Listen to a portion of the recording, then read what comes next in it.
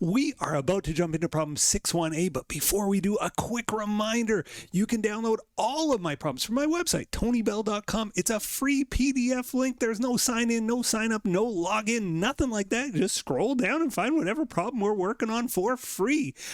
You'll notice, though, there's free videos like the one we're working on now.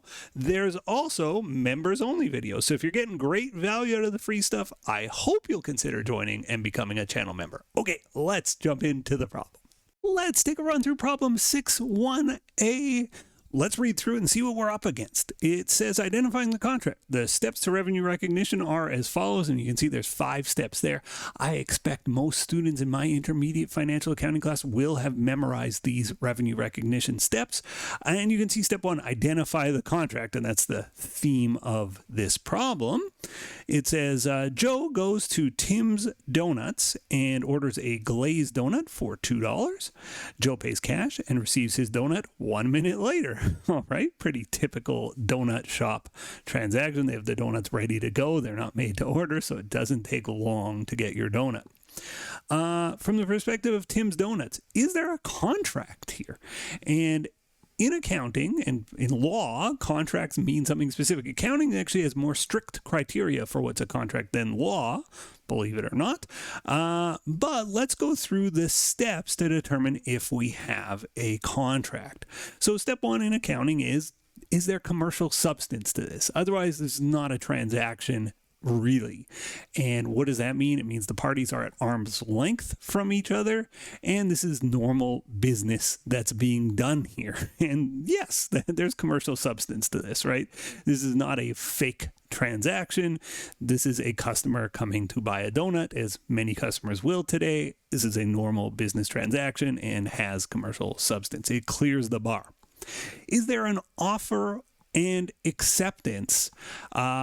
So another way of putting this is do both parties approve of this? Do both parties agree to be, in business with each other?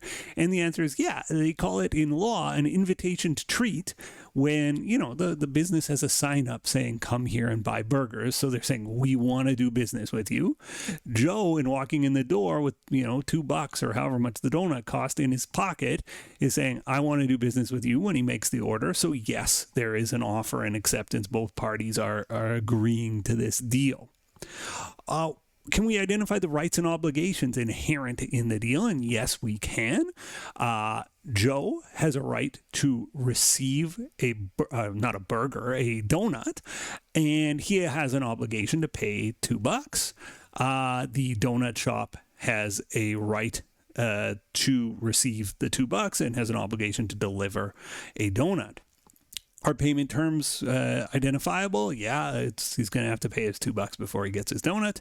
And probable collection, yes, right? So all of these things are yeses. We have identified a contract. And if there's any shaky things, and there will be sort of oddball items perhaps in future questions where you have to say, oh, is there actually a contract here? But here, yes, a clear example of a contract. And important to note, Joe doesn't sign a piece of paper saying, I promise to pay you $2, and they don't sign, we, the undersigned, promise to deliver a donut. No, this business can't happen that way with written contracts for everything. I think the term is it's an implied contract just by the behavior of the parties here. So yes, there is a contract because it meets those 5 criteria I just laid out. Okay, so next it says go through each of the steps above to determine whether or not revenue should be recognized. So there's a contract. We haven't said anything about revenue recognition, but there's a contract. So step 1, done. We've identified a contract. 2, identify the performance obligations. What does Tim's Donuts have to do? And Tim's Donuts has to deliver a donut. There's one performance obligation, and it is to deliver a donut. And so we've identified it. Determine the price. Okay, well, again, future questions will have complication in determining price. Here it's very clear the price is $2. Allocate the price to the performance obligations. Okay, well, there's one price, there's one performance obligation. When the company has delivered the donut, $2, their obligation, when they fulfilled that obligation, they can recognize revenue of $2. So yes, that's the the delivery of the donut is worth $2, and then it says recognize revenue as performance obligations are satisfied, because sometimes you'll do it over time, right? Like you'll recognize some revenue now and some later based on different dates on performance obligations. Here, there's one performance obligation. It's 1 minute later.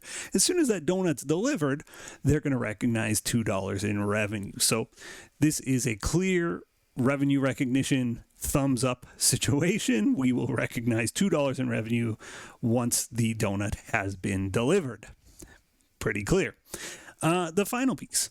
Assume coffee sells for $3 each and donuts sell for $2 each. Assume Tim's Donuts offers a combo, coffee and a donut, for $4. So you can see 3 plus 2 is 5. You're getting a deal. You get $1 off when you buy it in a combo. Fine, right? Pretty normal thing. If Joe buys this combo, how much revenue should be applied to coffee and how much to the donut? So obviously the company's getting $4 in revenue, but how much is drinks revenue versus food revenue? And they will want to know that, right? Like Tim's Donuts is going to want a breakdown of that just for their own accounting purposes. And there are times where different revenue streams will be reported to shareholders differently, right? And so we will want to be able to break that out. But okay, I get this chunk of money from Tim. How much applies to the donuts? How much applies to the coffee? That's to be determined. And it's very logical how we would do this. We would say, what is our, I always forget the name of this, SSPs, the standalone selling price. I always screwed it. I had to look it up on my other screen here. Standalone selling price of each product. So you go, okay, coffee is 3, donuts are 2. So in total, our total SSP, standalone selling price, is 5. And then we just go, okay, well, what's the coffee then is worth 3/5 of this deal, and the donut is 2/5, right? The 3 out of the total, 3 divided by 5, 2 divided by 5. So in this case, the coffee is 60% of our revenue is going to go to coffee, 40% to donut. 2/5 is 40%. And now we just multiply by how much money we get times 4. Means 240 applies to the coffee, 160 applies to the donut, and we will recognize $4 in revenue in total. And there are 2 separate performance obligations. One, deliver the coffee. We'll apply $2.40 to that when the coffee is delivered, and 2 to deliver the donut. And once those 2 performance obligations are satisfied, we can recognize overall $4 in revenue. So there we go. We've solved 6-1A. As always, thank you for watching, and I'll see you in the next video. Bye-bye. The next video in our series is right up here, and if you want a supercut of all of the videos in this series, that's the one down below.